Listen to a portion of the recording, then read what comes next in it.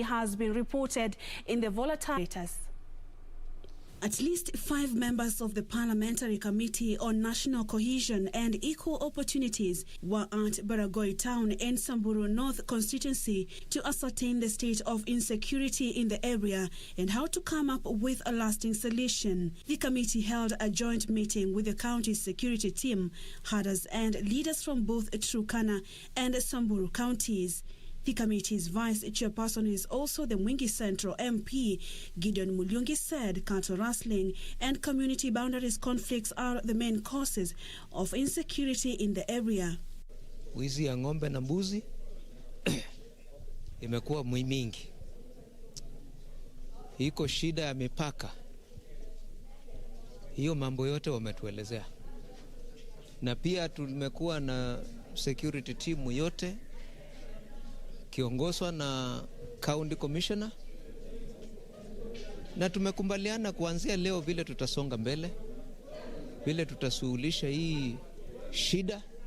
Tumekumbaliana na security team ya kwamba security team wata enhance operation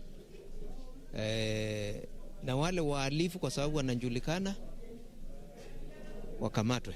Samburu Women Representative Maison Leshomo, who is also a member of the committee, said signs from the ground indicate that residents from both communities desire to coexist peacefully and unite. Tumetumwa kuja kuangalia data ya kile watu wanataka wafanywe, masaidiwe na serikali kwa sababu ya hii mambo ya Baragoi, na pia kuhimiza mambo ya peace ili kuona pia vile wananchi walikuwa wanalialia.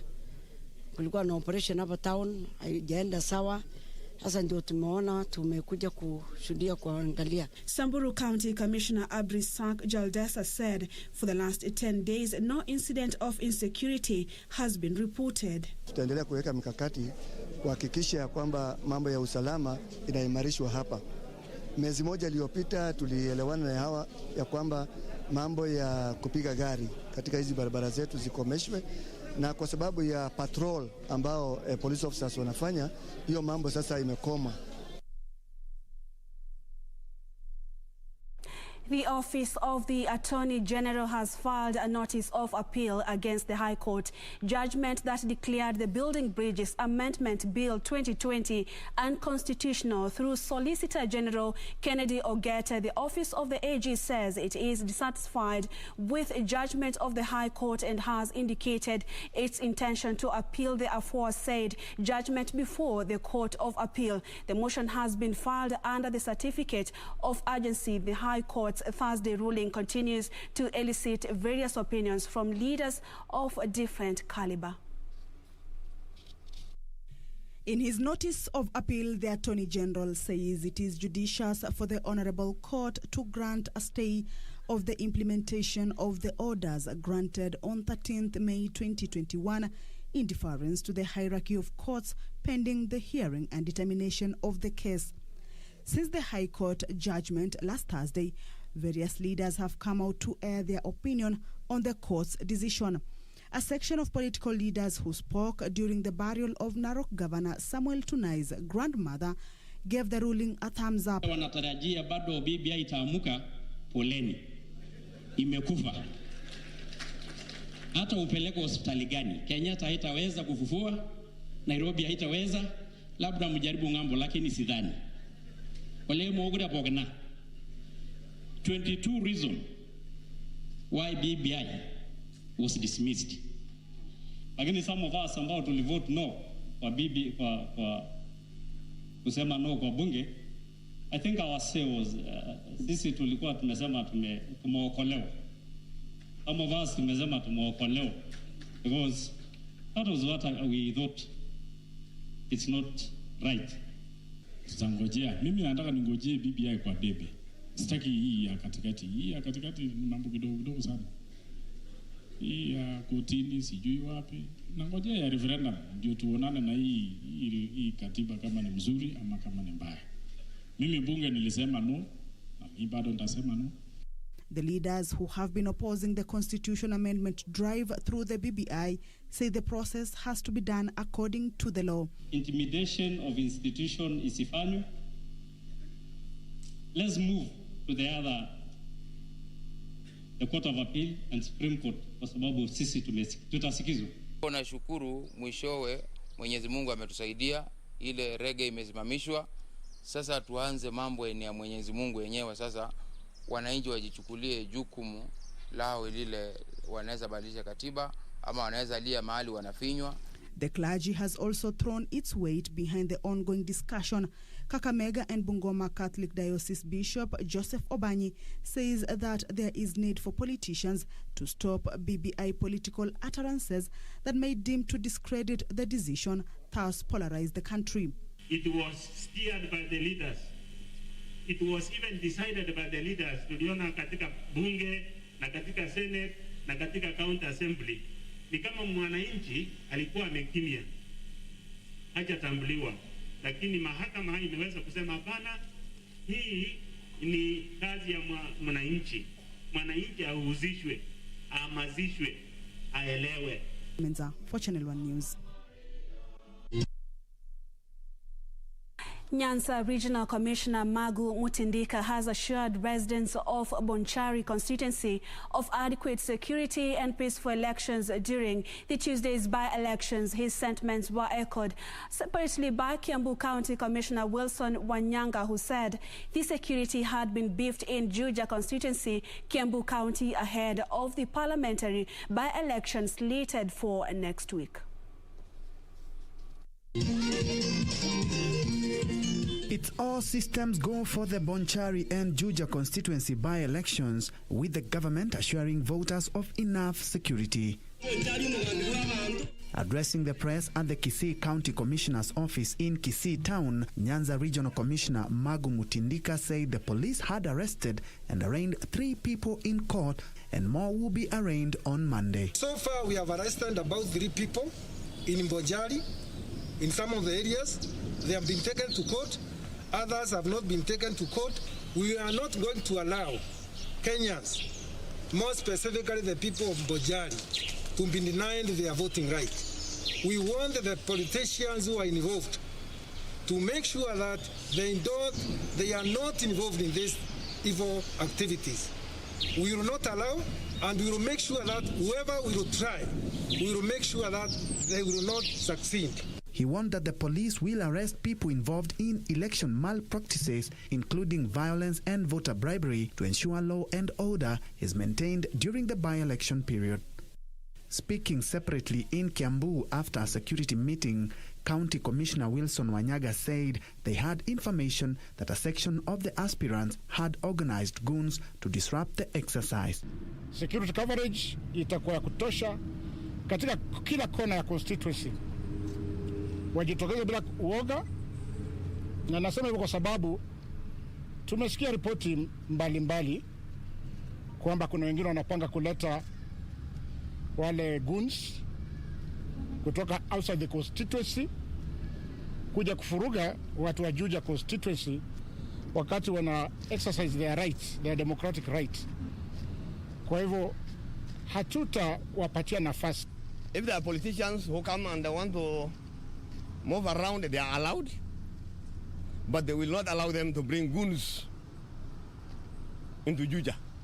He also warned against groupings by voters, urging them to vote and await the results at home.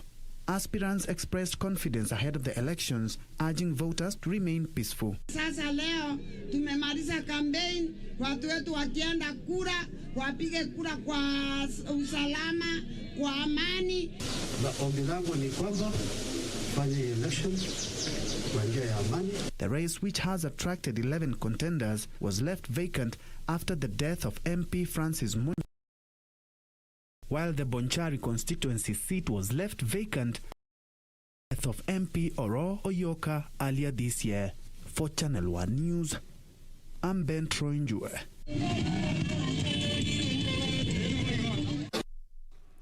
And in Isiolo County, residents of Burat Ward who are facing eviction from their ancestral land by the Kenya Defence Forces have faulted the soldiers for disregarding court orders. According to the locals, the soldiers erected new beacons on the land at night, adding that the action was unlawful given that the case was still ongoing at the Meru High Court.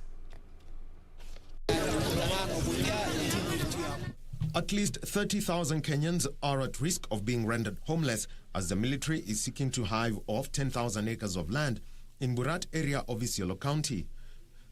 The residents, however, maintain the eviction notice by the military is unlawful, claiming the land is theirs and they have nowhere else to go. Tumekusanyika asubuhi ya leo kuambia wanajeshi wetu waheshimu sheria, County Assembly ya Isiolo iheshimu sheria ya nchi na katiba ya nchi, maana imejitoa wazi kwamba mahali ambapo umezaliwa na kukaa zaidi ya miaka 6 hapo ni pako. The affected residents say that soldiers arrived in 1982 and were offered a 100-acre parcel of land by unknown people. Since then, according to the residents, the soldiers have continued to expand their boundary and are now demanding over 10,000 acres. Wanajeshi wetu wanageuka sheria, wameanzia kuweka beacon, wanaweka beacon usiku wanatoroka, ni kwa sababu hawana haki. Joseph Ntonja, an area elder, accused the county government of Isiolo of failure to protect the interests of locals facing eviction from their ancestral land. Zikuwa kotini kitu ya kushangaza, tena tunaona yule gavana wetu ambaye tunaamini yeye ndio amesababisha hata kupeleka sisi kuhamishwa kwetu. Ndio huyu ameona ile njia ni kama tunaenda kushinda, sasa anaanza kutuambia sisi, kutuunganisha, kutuita Central Community Land. Na ni kitu ambaye sisi kama wananchi wa Burat tumekataa kata.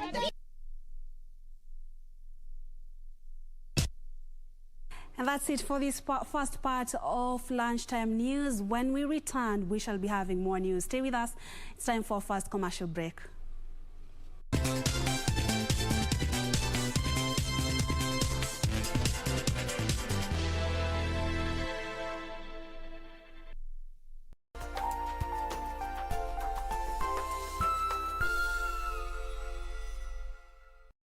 Je, umeomoka? Kama hujaomoka kwenye QuickBin ndio mambo yote. Hapa tuko na fridge, kodi yake ni CM.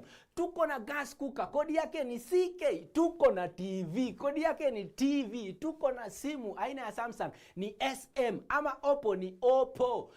My friend, mahali popote unanitizama, eka hizo kodi zake kisha utume kwa 4032353. 4032353, alafu utakuwa unaomoka na hizi bidhaa. Kumbuka, kwenye QuickBin ni bidhaa bora zaidi kwa bei ya chini kwa chini. The Policyholders Compensation Fund, PCF, would like to notify Concord Insurance Company Limited policyholders and beneficiaries that the payment period to lodge their claims has been extended for an additional 30 days.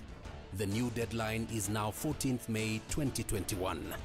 All claimants of Concord Insurance Company Limited are required to download the claims form from PCF website www.pcf.go.ke, IRA website www.ira.go.ke,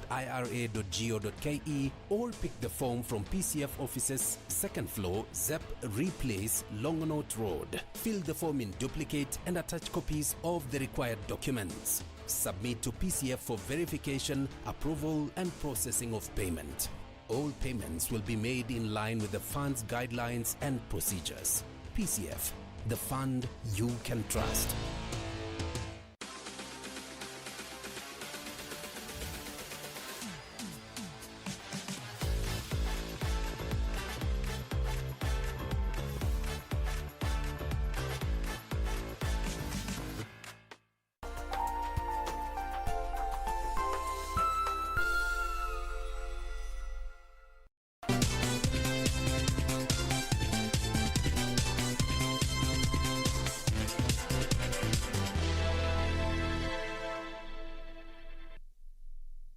Thank you so much for staying with Lunchtime News. Byron Abuli is our sign language interpreter, and 2 suspects are being held at Kingero Kabete Police Station in Kiambu County, while 6 others managed to escape a police operation to crack down on a gang of criminals allegedly impersonating Kenya Power Company officials.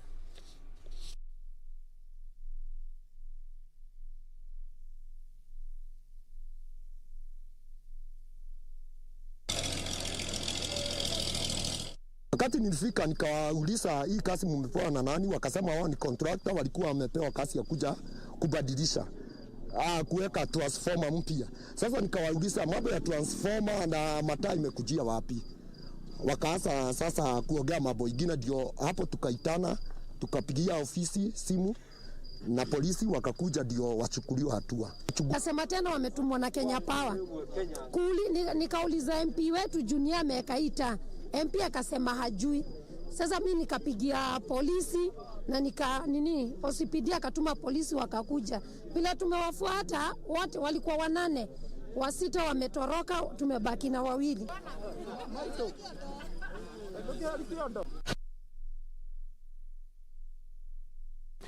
In Kiambu County, small-scale traders in Ruiru Town and its environs are looking forward to a more conducive business environment after a local institution of higher learning rolled out a program to cushion them from harsh elements of the weather.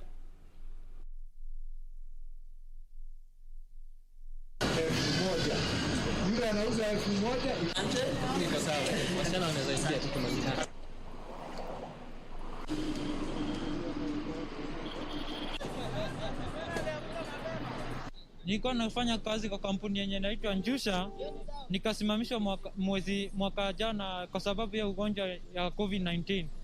Sasa nikaona instead ya nikae tu hivi idle, nikaona ni heri nifungua kaka biashara kado angalau niweze kusukuma maisha mimi na watoto. Sasa venye nimeona hivyo Zitek nao wakaingilia katikati, wakaona ni boost jia, walikuwa wanaona mvua venye ilikuwa inanisumbua hapa.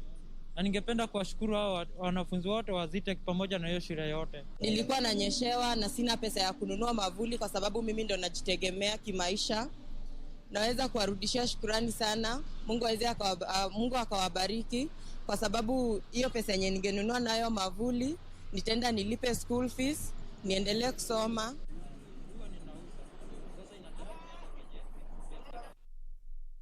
Farmers from Meru County have asked the government to resolve the diplomatic row with Somalia, saying they are making huge losses following the frosty relationship between the 2 countries. The traders say they were optimistic diplomatic ties between Somalia and Kenya would offer them much needed relief after the current situation is worsening their plight. Residents from Igembe in Nyambene, Meru County, who depend on Miraa for livelihood, have called on the government to allow cargo flights to Somalia and intervene to have the cash crop get other markets in the region. Ningesi mheshimiwa wetu, rais wetu mpendwa Uhuru Muigai Kenyatta anjaribu kuongeleza hii serikali ya Somalia wakubali Miraa yetu iende huko. At least tutakuwa tumesaidika.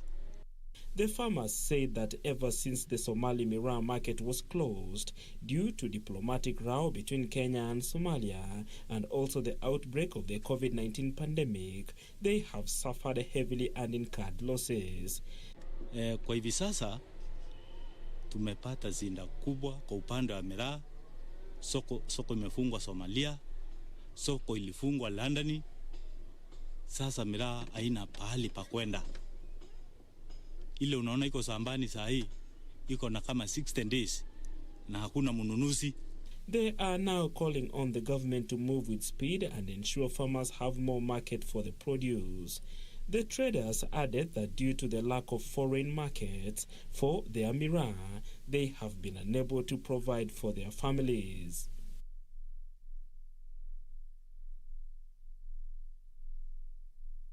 So a family in Kitale, Trans Nzoia County is crying for justice after their son was run over by a truck driver along Mombasa Road and left half paralyzed. They say the truck driver has never been arrested, despite the matter being reported at Earth River Police Station in Machakos County. 25-year-old Kevin Wafula was hit by a truck on November 17, 2020, along Mombasa Road while on his way back to work in Kitengela. Speaking at Sirende home in Kitale, Trans Nzoia County, Kevin's father, Stephen Simiu, says the family is seeking justice. Kevin's mother, Pamela Asosha, is worried that her son may never work again due to his condition. Hasa sahi hata kujikimu hiyo maisha tumeshindwa. Maisha ya Kevo tena imekuwa ngumu. Sababu Kevo vile hako hivyo mwenyewe alikuwa anajitafutia. Sahi itabidi sisi wasasi wenyewe tumtafutie, tukimulisha, tukilisha hata bibi yake na watoto. Kevin was treated at the Nairobi hospital where there is an outstanding bill of 13 million shillings.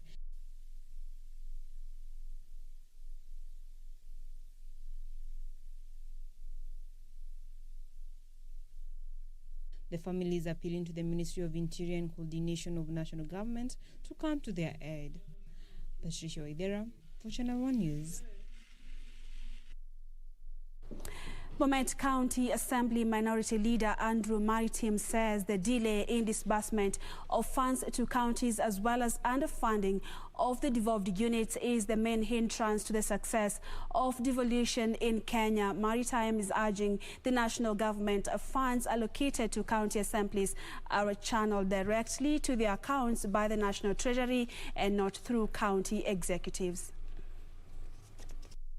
The biggest challenge for this devolution is the resource envelope.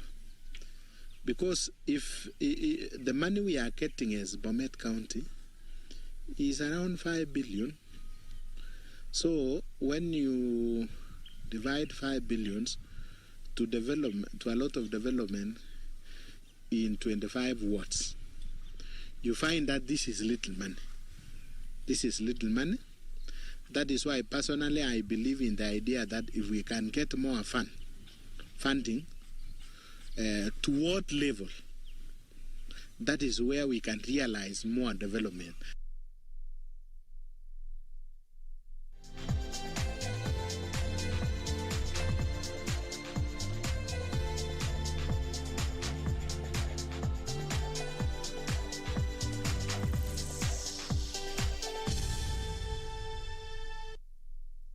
It's now time for the sport, and Titus Ekiro this morning won the 2021 edition of the Milan Marathon in a time of 2 hours, 2 minutes and 57 seconds. Ekiro's winning time is a world lead for 2021 and the joint 5th fastest time in a marathon.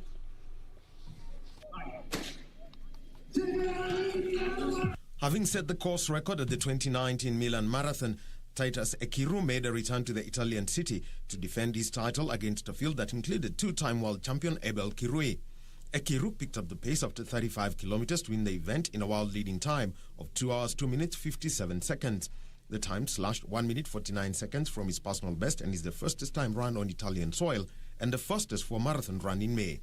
Ekiro is now the joint 5th fastest marathon of all time, behind Eli Kipchoge, Kenenisa Bekele, Birhanu Legese and Mosinet Geremiu. I feel good, and then I say let me try 30K. We try to push with my friend Ruben. So 35, I say let me do this best. Yeah. Ruben Kipiego Kiprop took second place in 2 hours 3 minutes 55 seconds, with Barnabas Kiptum third in 2 hours 4 minutes 17 seconds. The women's race was won by Ethiopian Gebre Mariam Hiwot in 2 hours 19 minutes 35 seconds. For KBC Channel 1 Sport, I am Daniel Wahome. And Robert Lewandowski has equaled Gerd Muller's 49-year-old Bundesliga record for the most goals scored in a single campaign after he netted in Bayern Munich's 2-2 draw with SC Freiburg last night. Bayern were crowned champions of Germany for the 9th straight season after Lewandowski's hat-trick helped them thrash Borussia Dortmund last week. of a goal every 58. Meanwhile, Brendan Rodgers basks in the glory of his status as the first Leicester City manager to win the FA Cup after Leicester claimed a 1-0 win over Chelsea last night. Yuri Tielemans netted the long goal for Leicester in the 63rd minute. And Tielemans is going to hit it, and hit it beautifully. What a shot from Yuri Tielemans. He had the to set it. And what did he do with it next? A strike worthy of any FA Cup final. A strike worthy of any big occasion.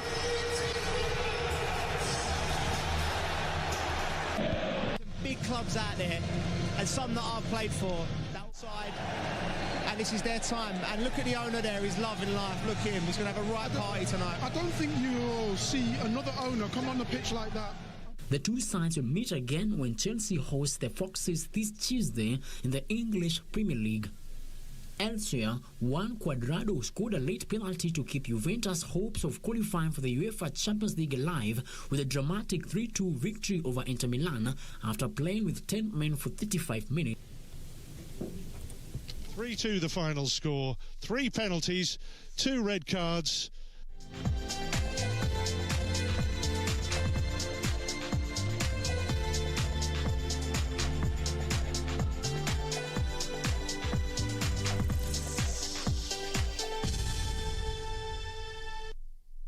And that's the latest at this hour. Thank you so much for watching Lunchtime News this Sunday afternoon. I'm Purity Museo. Baron Abuli has been our sign language interpreter this hour. Good afternoon and God bless.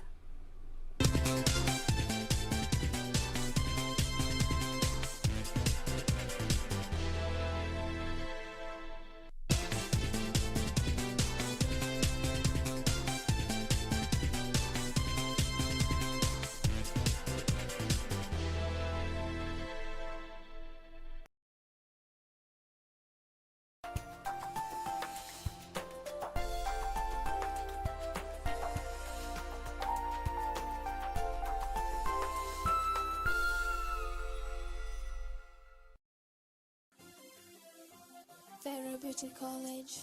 Vera Beauty and Fashion College, with branches in Nairobi, Eldoret, Thika and Meru. Did you know that we are a TVET approved institution? We offer courses in fashion design, interior design in soft furnishing, event decoration, flower arrangement, event planning, hairdressing, barbering and dreadlocks, beauty therapy, makeup, nail technology, spa massages, teaching skills, TOT, solo business management, and many more. Register now and visit our website on www.verabeautycollege.com. You can also call on 0725 923 550 Nairobi branch, 0728 087 689 Eldoret branch, 0722 227428 Thika branch, 0725 000-706 Meru branch. Vera Beauty and Fashion College, a TVET approved institution.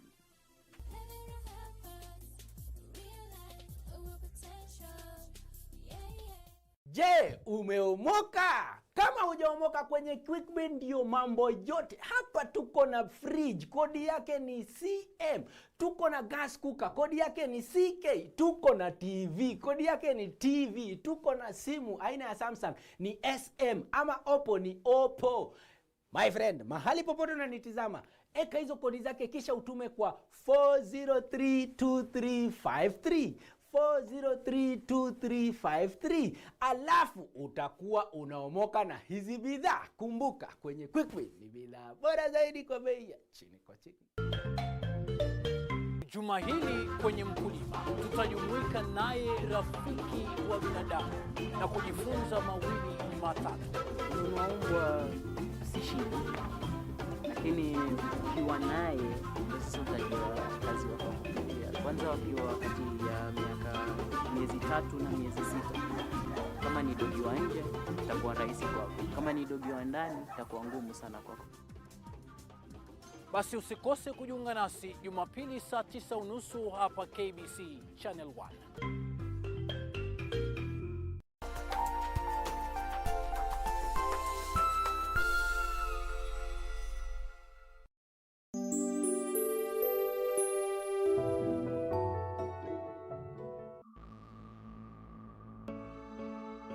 We are here and we are strong. Let's be counted as we move on. Make a difference, change lives as we tell our different stories. We are capable, beautiful. We are born to do great things. We're unstoppable, incredible, 'cause we're differently abled, differently. A bird doesn't sing because it has an answer. It sings because it has a song. So in your life endeavors, don't shy away because you might be providing hope to others unknowingly. I am Jane Theuri, and you are watching Able Differently. 'Cause we're differently abled, differently. An excruciating pain in Lakita's knee was her mom's wake-up call. They had just lost their dad to colon cancer and couldn't take chances. Lakita was diagnosed with osteosarcoma, which is a type of bone cancer that led to amputation of her leg to stop any further spread of the cancer. Take a look at her story. She was born in the year 2006, a bouncing baby girl to her parents, who named her Lakita, meaning a precious jewel. In the year 2017, Lakita was an active sports member, but would frequently find the pain in her knee interfering with her sports nature.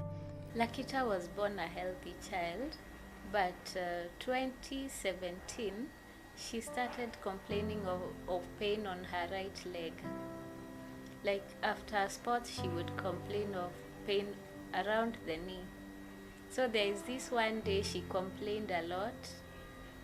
Then all through the night she was in pain. So in the morning we decided to go to the hospital. At the hospital they did a scan of the knee, and they said they were seeing something like they weren't sure what they saw. They thought it was either infection or a tumor. Joyce Wambui, Lakita's mother, had nursed her husband while undergoing cancer treatment a few years earlier, and she did not want to take chances with her daughter's pain in the knee. She immediately made arrangements to seek specialized treatment in India. So they gave me an appointment to go back after 2 weeks. But when I went back home, I Googled a lot, and thinking of the dad died of cancer, so I was suspecting it could be something else. So after the 2 weeks I went, the doctor was not there, so I was told another 3 weeks to see the doctor. That's when I decided to take her to India. It was while in India that doctor diagnosed Lakita with osteosarcoma, a cancer of the bones, and took time to explain to them how long the treatment would take and the likelihood of a prosthetic leg. Dad, it was different. He had colon cancer. He would complain of stomach pain. For a very long time, we would go from one doctor to another, and by the time they realized it was cancer, it was too late. Yeah, so this time I didn't want to take chances. I took her to India, and they immediately did a biopsy of that tumor, and they diagnosed. They said it was osteosarcoma. It's cancer of the bone. And when they told us it was cancer, they explained how they would treat it, and they told us we would be there for 6 months. After being in India for quite some time, they returned home. Lakita had missed a whole academic year, but her health was more important than anything else. School was a top priority, but I was thinking of her health first. So I was like, do I make her repeat school, or what do we do? But then I was like, no, let's try and catch up. 'Cause she missed class 6 that term, class 7 first term, and second term. So she was joining class 7 that term. So I got some teachers who would come home and help her catch up. And you know, back in India, she could not like study. With chemo, I would tell her to study, and I would find her sleeping. Because of the side effects, it was tough on her. She could not like touch a book and concentrate. Yeah.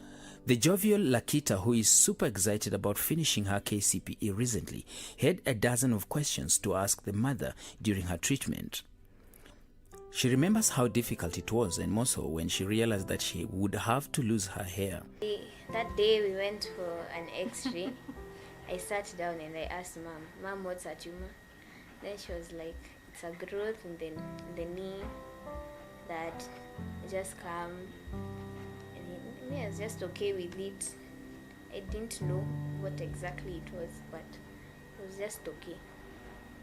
Lakita had to go through chemo and gives details of her experience. Her mother, being more conversant with the treatment, explained step by step. Yeah, her treatment was chemotherapy. And then after 3 months, she underwent surgery. Then they had to do chemotherapy again for another 3 months. When my hair fell out, I cried. And then my mom was telling me not to cry. I had long hair, and then it was just coming out with my braid.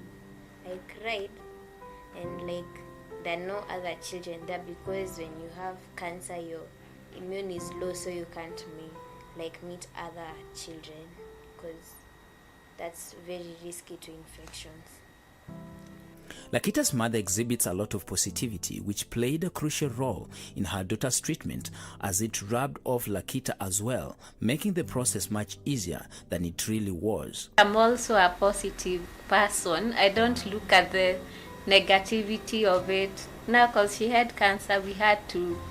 I didn't look at it like she was dying because the dad died. Yeah, I was happy they realized she had it early.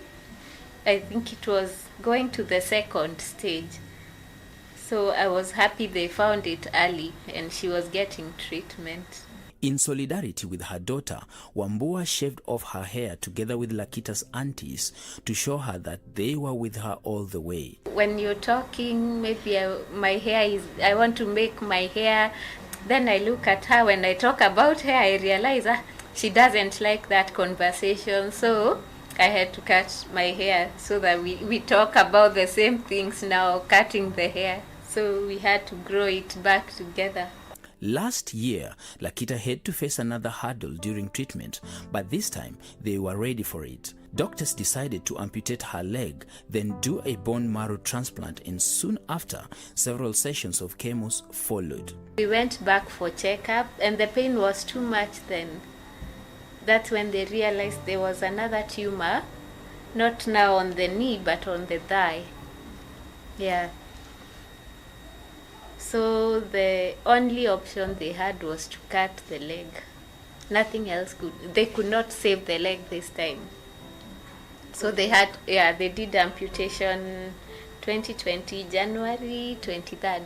By then, we were ready for it, because the pain the girl was going through with this metal thing, we were like, let them get rid of the leg now. We were okay with it.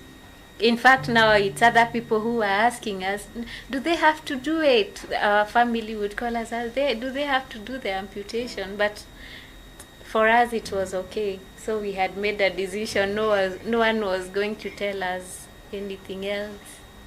Despite going through a tough time away from home, Lakita's mother had to remain strong and up to date with the treatments her daughter was undergoing. Hence, they need to do a lot of research. Every time after every test the doctor would send us, when I get the results, I would go to Google, type.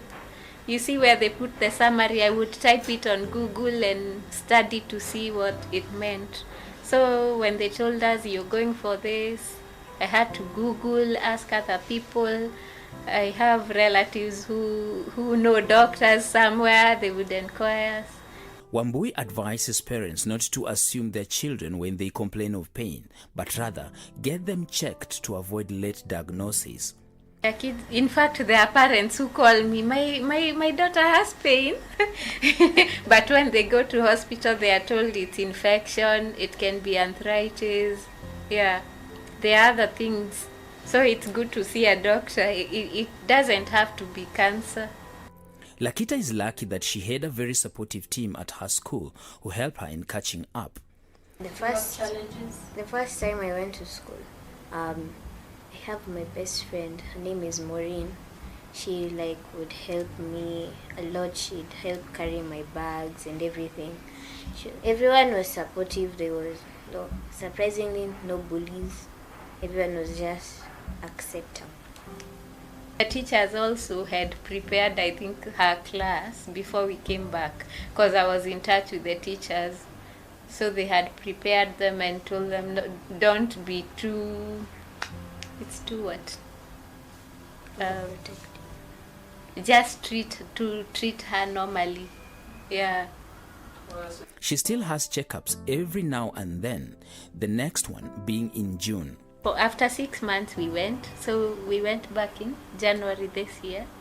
Now again in June, then another 6 months we will go, but depends with what they see on the tests that they do. Cancer is not a death sentence according to Wambui. People need to be more positive and focus on conquering the disease. Wambui also insists on eating right as it plays a crucial role in one's health. Many people think when you're diagnosed with cancer, you will die. In fact, I saw another day someone commented on Facebook, why do people go to India and they will still come back and die? So many people think that when you get cancer, you will die, even after treatment.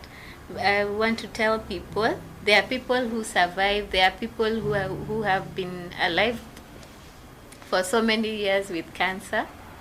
So it's not a death sentence. There is a can in cancer. So it's not a death sentence. I think we are eating a lot of dirty things. We need to all change our diet. There are people who go without vegetables. Maybe they only do nyama choma, ugali. And then I think the way Kenyans we eat, we do a lot of carbohydrates, very little veggies, and maybe little protein. We need to know how to balance our food. We have a lot of food, but we don't make good use of it. It's not expensive. Rita concluded by speaking to her fellow children.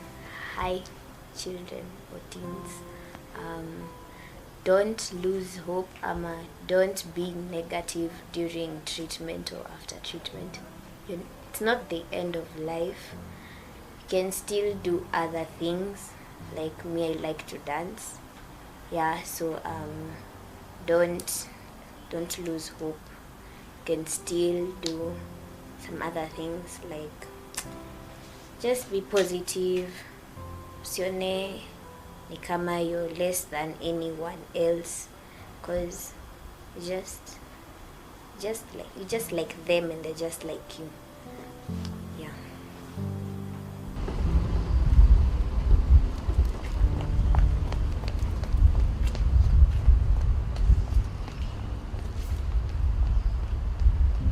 Cause we're differently abled, differently. Let's catch a breather and we'll be right back with more, so don't go too far. Cause we're differently abled, differently.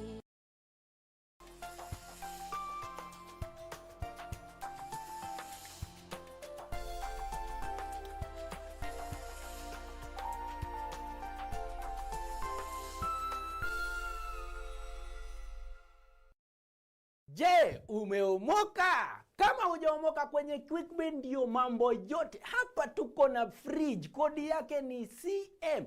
Tuko na gas cooker, kodi yake ni CK. Tuko na TV, kodi yake ni TV. Tuko na simu aina ya Samsung ni SM, ama Oppo ni Oppo. My friend, mahali popote unanitizama, eka hizo kodi zake kisha utume kwa 4032353. 4032353, alafu utakuwa unaomoka na hizi bidhaa. Kumbuka, kwenye Quickbit ni bidhaa bora zaidi kwa bei ya chini kwa chini. Sauti ya Kenya 92.9. Hii ni KBC Radio Taifa.